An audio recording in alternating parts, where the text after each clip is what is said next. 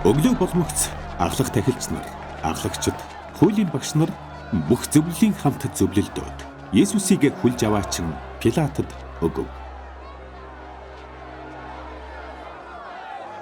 Пилат Есүсээс "Та Иудейчүүдийн хаан юм уу?" гэж асуусанд Есүс хариулна: "Та ч хэлж байна" гэв. Аглах тахилч нар Есүсийг олон зүйлд буруутгав. Пилат түүнээс дахин асууж: "Та юу ч хариулахгүй юу? Тэд ямар олон зүйл таны эсрэг тулгаж байгааг хараач" гэв. Гэвч Есүс юу ч хариулсангүйд Пилат гайхав. Баяраар тэдний хүссэнчлэн нэг хоригдлыг сулладаг байлаа. Бослогын үеэр хүн алаад хоригдсон үеийн дэгдэгчдийн дунд Бараб гэгч ир байв.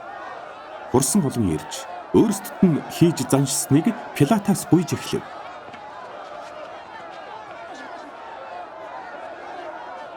Пилат тэдэнд: "Иудейчүүдийн хааныг та нарт суллаж өгөхийг надаас хүсч байна уу?" гэв. Учир нь аглах тахилчид атаархсандаа Есүсийг барьж өгснийг тэр мэдэж байлаа.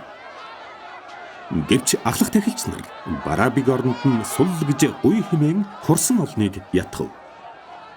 Тиймд Пилат тэдэнд дахин: "Тэгвэл та нарын Иудейчүүдийн хаан гэж нэрлээд байгаа хүнийг надаар яалгамаар байна вэ?"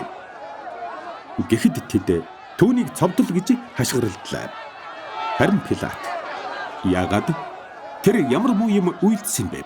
гэж асуухад тэд түүнийг цовдол гэж улам ихээр хашгирч байлаа. Тэгэхэд Пилат хурсан олонд нийцүүлэхийг хүсэж Барабыг тэдэнд суллан Есүсийг ташуурдуулаад цовдлуулахаар өгчээ.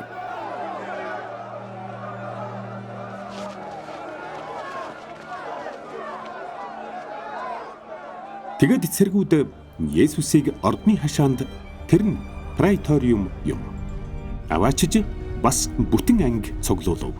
Тэд Есүст часгалаа нөмөргөж сундуугаар титэм сүлжээд түүн дээр тавьж Иудейчүүдийн хаанд мэндчлэе гэж дооглон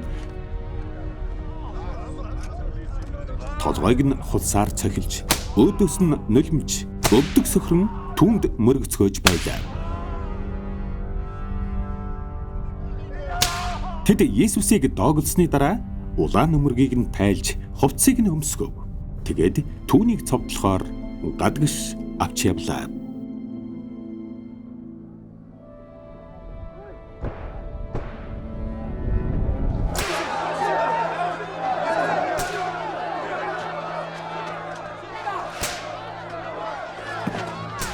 Хөдөөнөөс ирээд түүгээр өнгөрч явсан Курени Симоныг алдаж түүний загалмайг үүрүүлв.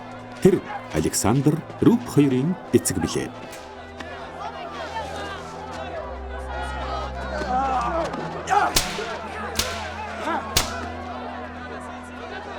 Гавлын газар гэсэн утгатай Голгота хэмээх газар түүнийг тэд авчирлаа.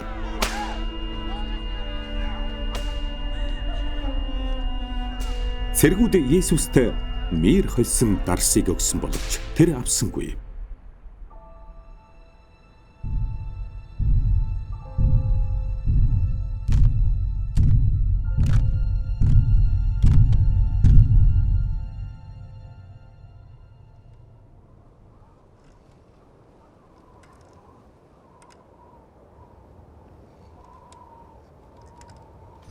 Тэд түүнийг цовдлоод хэн юу авахаа шодож шавх хайцгаан хувцсыг нь хувааж авав.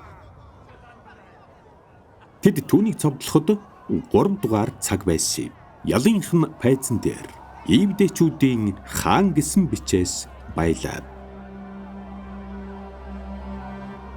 Цэргүүд Есүстэй хамт 2 дээрэмчнийг, нэгийг нь баруун, нөгөөг нь зүүн талд нь цовдлов. Тэр хилэнцэтнүүдийн хамт тоологдсон гэсэн бичвэр биелэгдэв. Дэрэгдүр нь өнгөрөхсөд толгойгоо сэгсрэн түүнийг доромжилж, сүмийг нурааж 3 хоногийн дотор барьдаг чи өөрийгөө авраач, наад загалмайнаас буугаач гэцгээж байлаа. Аглах тахилчид ч хуулийн багш нарын хамт мөн адил илэглэн өөр хоорондоо тэр бусдыг аварсан ч өөрийгөө аварч чадахгүй. Израилийн хаан энэ Христ одоо загалмайнасаа бүг. Тэгвэл бид хараад итгэнэ гэж байв. Хамт цовдлогдсод ч түүнийг бас доромжилжээ.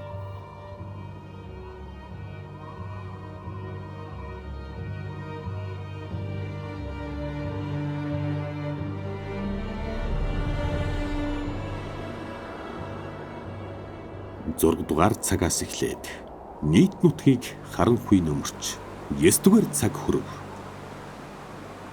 9-р цагт Есүс чанга дуугаар Елой, Елой, лема сабахтани. Орчуулбал Бурхан минь, юунд та намайг орхив гэж хашгирлаа.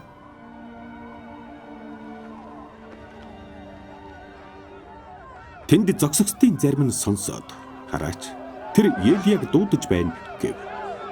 Нэг нь гүйж далайн хөвөнд цагаан цуу шингээгээд хулсны үзүүрт торгоон түүнд уулгахаар өгөнгөө. Елия түүнийг буулгаж авахаар эр хэсгийг харцгаая гэв.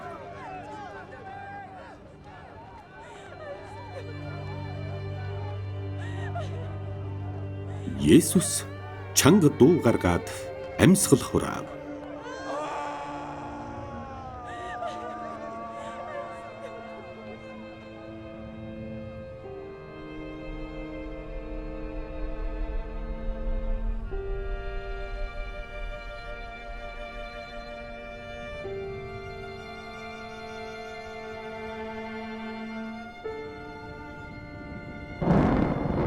Сүмийн хөшиг дээрээсээ доош 2 хуваагдан цуурлаа. Түүний эсрэг талд зогсож байсан зуутын дарга Есүсийг амьсгаа хураахыг хараад энэ үнэхээр Бурхны хүү байжээ гэв. Тэнд бас хэсэг эмэгтэйчүүд холоос харж байлаа. Тэдний дунд Магдалийн Мария болон жижиг Яаков, Йос хоёрын эх Мария, Саломе нар байв. Тэд Есүсийг Галилд байхад нь дагаж түүнд үйлчилдэг байсан. Ерүсалимд түүнтэй хамт ирсэн өөр олон эмэгтэй тэнд байсан билээ.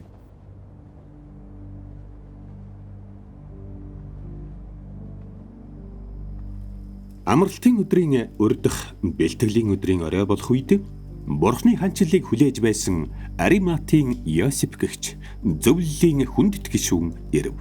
Тэр зориглон Пилатад бараалхаж Есүсийн цогцыг гуйхад Пилат Есүсийг хэдийнэ үгсэнд гайхаж зуутын захирагчийг дуудаад түүний аль хэдийнэ үгсэн эсхийг асуужээ.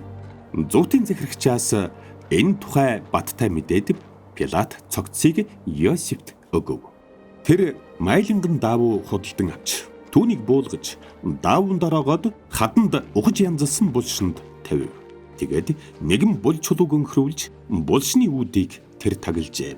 Магдалийн Мария болон Йосын эх Мария түүний цогцыг хаан тавихыг харжээ.